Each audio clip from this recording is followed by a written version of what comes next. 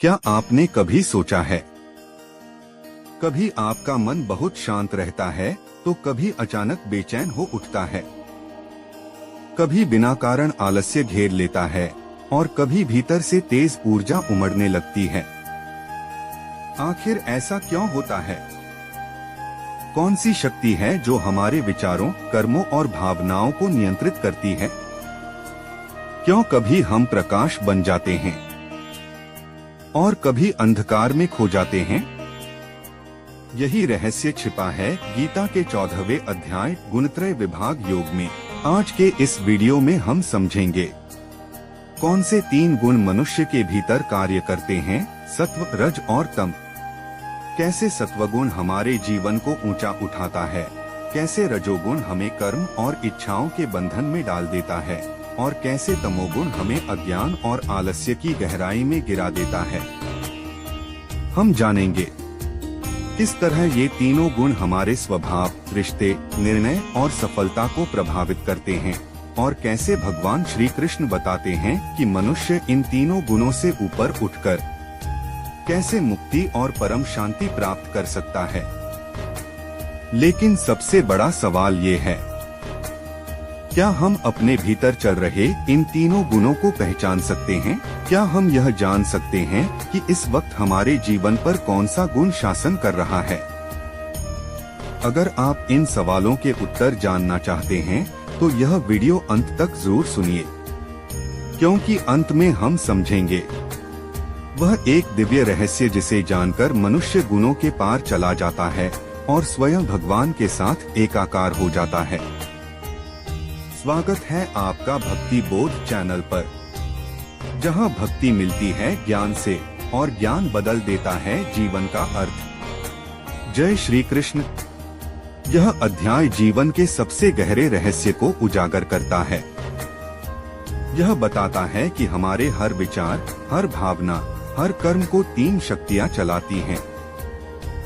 इन 3 शक्तियों को कहा गया है सत्व, रज और तम। आइए इन तीनों गुणों के बारे में विस्तार से चर्चा करें। सात्विक गुण वह है जो हमें ज्ञान और शांति की ओर ले जाता है। यह हमें सही और गलत के बीच का अंतर समझने में मदद करता है। राजस गुण वह है जो हमें क्रिया और कर्म की ओर धकेलता है। यह हमें सक्रिय बनाता है, लेकिन कभी कभी हमें अधीर भी बना सकता है। तामस गुण वह है जो हमें अज्ञान और आलस्य की ओर ले जाता है। यह हमें गलत रास्ते पर ले जा सकता है। भगवान श्री कृष्ण ने अर्जुन से कहा, हे अर्जुन, यह शरीर प्रकृति से बना है और प्रकृति में 3 गुण हैं, सत्वगुण, रजोगुण और तमोगुण।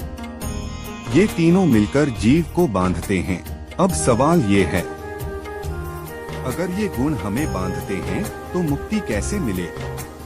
यही समझना इस अध्याय का असली उद्देश्य है। कुरुक्षेत्र का मैदान। अर्जुन का मन सवालों से भरा है। वह श्री कृष्ण से पूछता है, प्रभु, ये 3 गुण क्या हैं और मनुष्य के जीवन पर इनका क्या प्रभाव पड़ता है? श्री कृष्ण मुस्कुराते हैं और धीरे धीरे गीता के इस अध्याय का दिव्य रहस्य बताते हैं। भगवान कहते हैं, अर्जुन, सत्वगुण सबसे ऊंचा है। यह प्रकाश, ज्ञान और शुद्धता से भरा होता है। जब सत्वगुण बढ़ता है तब मनुष्य का मन शांत होता है। वह सत्य और प्रेम की ओर झुकता है। उसे भीतर एक स्थिरता महसूस होती है। फिर भगवान कहते हैं, रजोगुण गति का कारण है। यह इच्छा और कर्म को जन्म देता है। रजोगुण वाला व्यक्ति हमेशा कुछ न कुछ पाने की चाह रखता है। वह मेहनती होता है पर उसका मन बेचैन रहता है। और तीसरा गुण है तमोगुण। यह अंधकार, आलस्य और अज्ञान से जुड़ा है। जब यह हावी होता है तब मनुष्य अपने कर्तव्य से दूर हो जाता है।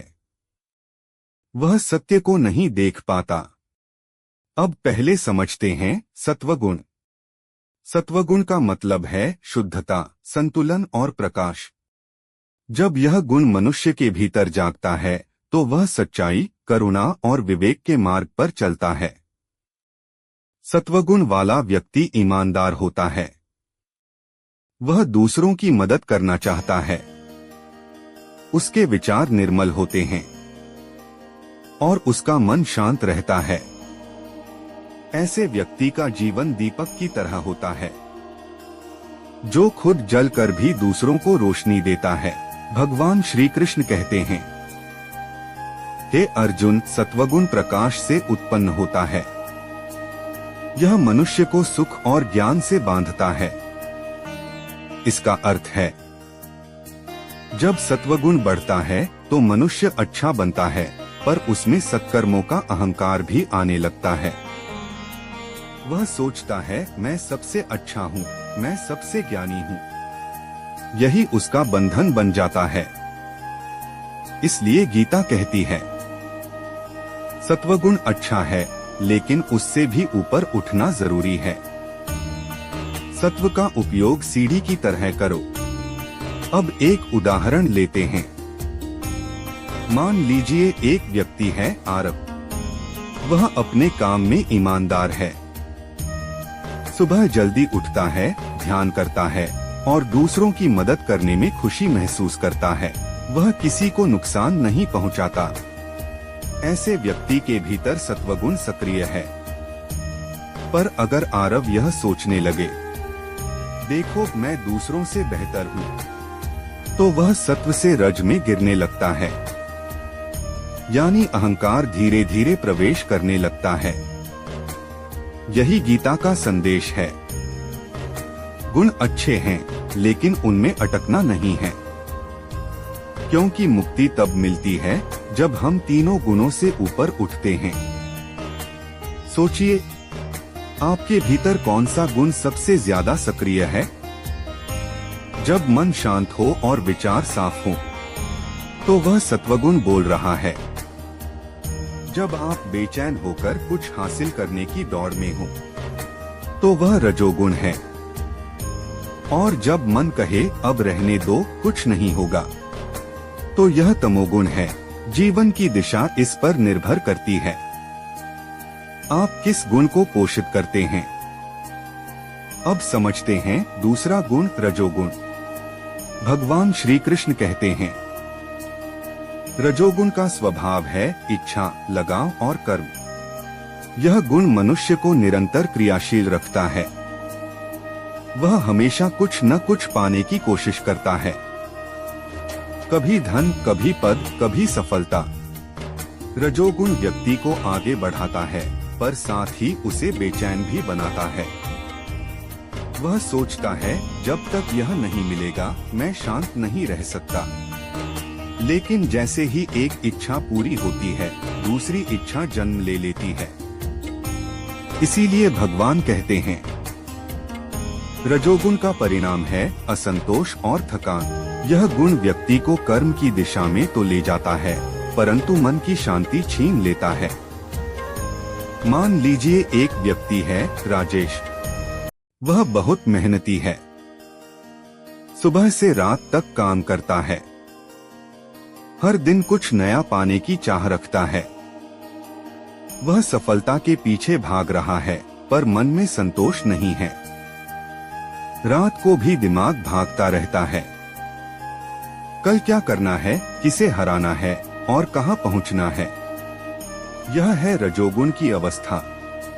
इसमें ऊर्जा बहुत होती है, पर शांति नहीं होती। रजोगुण व्यक्ति को कर्म के चक्र में बांध देता है। वह कर्म करता है, फल चाहता है और फल की चिंता में फिर से उलझ जाता है। भगवान श्री कृष्ण कहते हैं, हे अर्जुन, रजोगुण से उत्पन्न होता है लोभ और उससे बंध जाता है कर्मफल की आशा। अब सोचिए, क्या कभी ऐसा हुआ कि आपने मेहनत तो बहुत की, पर मन को शांति नहीं मिली? क्या कभी लगा कि जितना भी पालो कुछ कमी रह ही जाती है? यही रजोगुण है, जो मनुष्य को निरंतर भागते रहने पर मजबूर करता है। इस गुण में व्यक्ति बाहर की जीत पर ध्यान देता है, भीतर की शांति भूल जाता है। अब तीसरा गुण तमोगुण। यह सबसे भारी और अंधकारमय गुण है। भगवान श्री कृष्ण कहते हैं, तमोगुण अज्ञान से उत्पन्न होता है। यह सभी प्राणियों को मोह, आलस्य और नींद से बांधता है। तमोगुण की स्थिति में व्यक्ति की चेतना नीचे गिर जाती है। वह न कुछ नया सोचता है, न कुछ करने की इच्छा रखता है। मन सुस्त हो जाता है। वह बहानों की दुनिया में जीने लगता है। वह कहता है, कर्म क्या करना, सब भाग्य से ही होता है। वह जिम्मेदारी से भागता है और जीवन में अंधकार बढ़ता चला जाता है। आपने ऐसे लोगों को देखा होगा जो हमेशा शिकायत करते रहते हैं, मौका नहीं मिला, किस्मत खराब है, कोई मेरी मदद नहीं करता। ऐसा व्यक्ति तमोगुण से प्रभावित होता है। वह सोचता है लेकिन उठकर कुछ नहीं करता। वह डर और आलस्य के जाल में फंसा रहता है। तमोगुण मनुष्य को अंधकार की ओर ले जाता है। उसका आत्मविश्वास धीरे धीरे खत्म हो जाता है। वह अपनी क्षमताओं को भूल जाता है। इन गुणों के बारे में जानने से हमें यह समझने में मदद मिलती है कि कैसे हम अपने जीवन को बेहतर बना सकते हैं।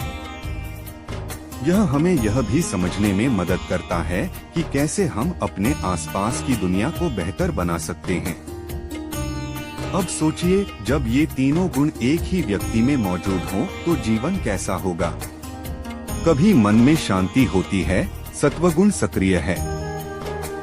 कभी मन बेचैन होकर दौड़ता है, रजोगुण काम कर रहा है। और कभी मन कहता है, अब कुछ मत करो, वह तमोगुण है। भगवान श्री कृष्ण कहते हैं, ये तीनों गुण मनुष्य को प्रकृति से बांधते हैं, लेकिन जो इनसे ऊपर उठता है वही सच्चे अर्थों में मुक्त होता है। क्या आपने कभी महसूस किया है कि आपका मन एक दिन बहुत शांत होता है और अगले ही दिन उदास या आलसी? यही तीन गुणों का खेल है। गीता कहती है, जब तक हम इन गुणों को पहचान नहीं लेते, हम अपने जीवन के मालिक नहीं बन सकते। तो अब तक हमने जाना, सत्वगुण हमें ऊपर उठाता है, रजोगुण हमें कर्म में बांधता है और तमोगुण हमें नीचे खींचता है। लेकिन अब सवाल यह है, क्या हम इन गुणों से ऊपर उठ सकते हैं? क्या कोई ऐसा मार्ग है जो हमें इन तीनों से परे ले जाए? भगवान श्री कृष्ण अगले श्लोकों में इसका अद्भुत रहस्य बताते हैं। अब तक हमने समझा कि मनुष्य के जीवन को तीन गुण चलाते हैं, सत्वगुण, रजोगुण और तमोगुण।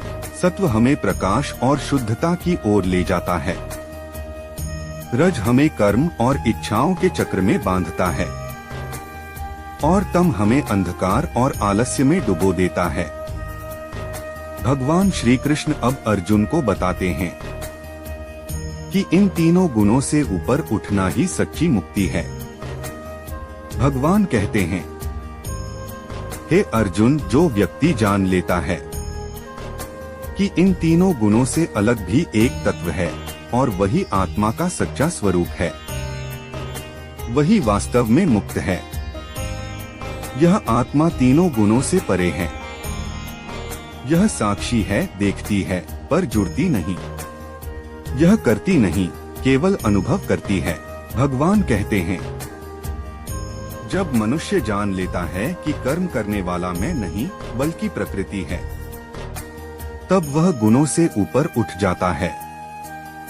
इस ज्ञान से व्यक्ति अहंकार से मुक्त होता है। वह जानता है कि जो हो रहा है वह भगवान की इच्छा से हो रहा है। सोचिए, क्या आपने कभी ऐसा पल महसूस किया है जब सब कुछ रुक गया हो और मन बिल्कुल शांत हो गया हो? वो क्षण जब कोई विचार नहीं, सिर्फ शांति हो, वो ही क्षण है गुणों से परे आत्मा की झलक। वही हमारी असली पहचान है।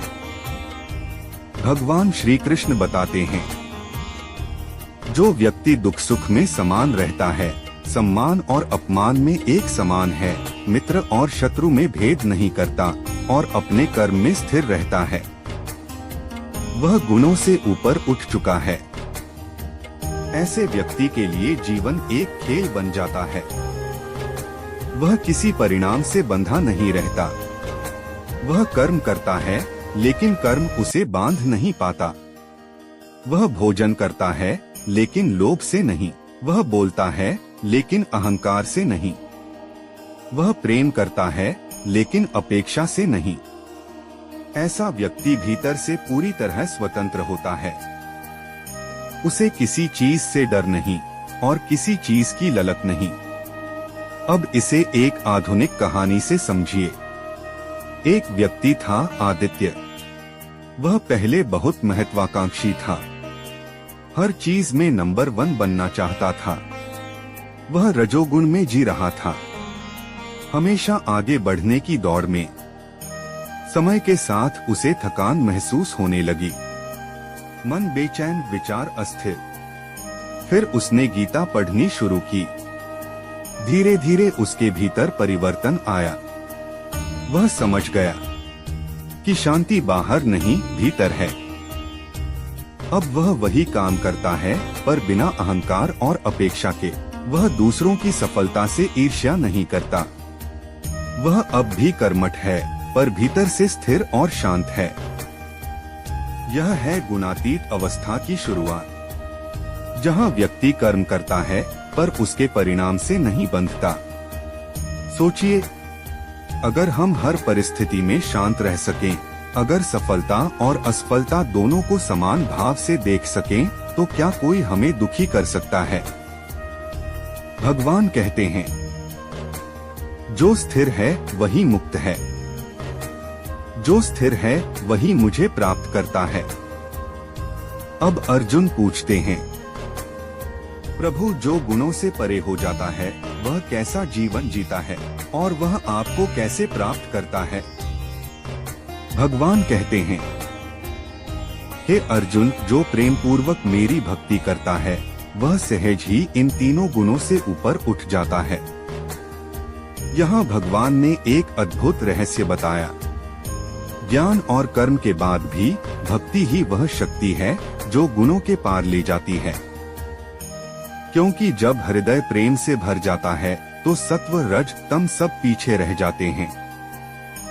भक्ति में व्यक्ति केवल भगवान को देखता है। वह कहता है, जो कुछ है वो तू है। उसके लिए कोई अच्छा या बुरा नहीं रहता। वह हर जगह भगवान को महसूस करता है।